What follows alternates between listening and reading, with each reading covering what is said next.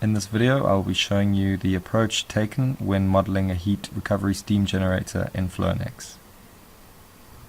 A heat recovery steam generator is a heat exchanger that recovers heat from a hot gas stream. It produces steam that can be used in a process or to drive a steam turbine. And I will show you how we can use Flownex to simulate the cold startup of such a system.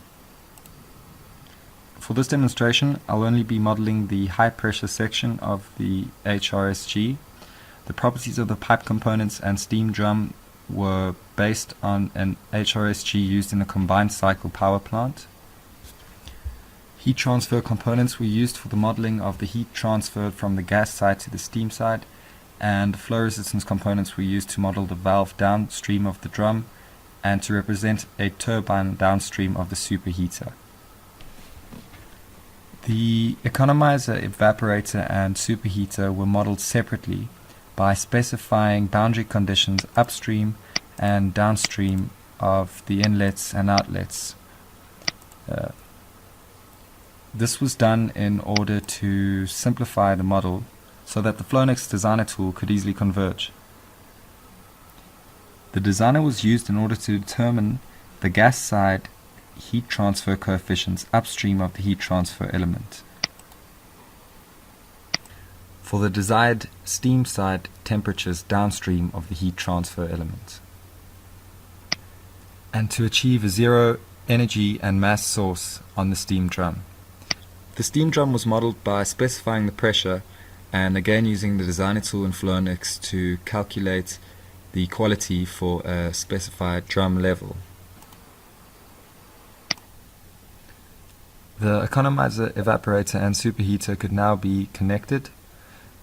The flow resistance component upstream of the steam drum was removed and another one was added downstream of the superheater to represent a high pressure turbine. The flow admittance was calculated based on the full load mass flow rate of the steam side.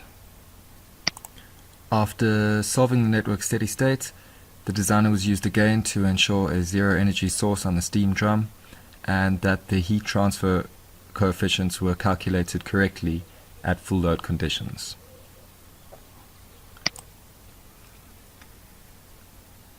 Now, in order to create our zero load steady state model, we simply copied the full load network onto a new drawing page and changed the inlet and outlet boundary conditions of the gas and steam sides accordingly. A new pressure and quality was specified on the steam drum to ensure a zero energy source, and the valve downstream of the steam drum was used to ensure a zero mass source in the steam drum by varying the opening of the valve. We could now run the transient simulation by setting up actions under the Configurations tab. The actions include varying the inlet properties on the gas and steam side as they would during startup, as well as the valve opening to control the level of the steam drum. I'm now going to run the transient simulation and we can view the effects of our actions on some graphs.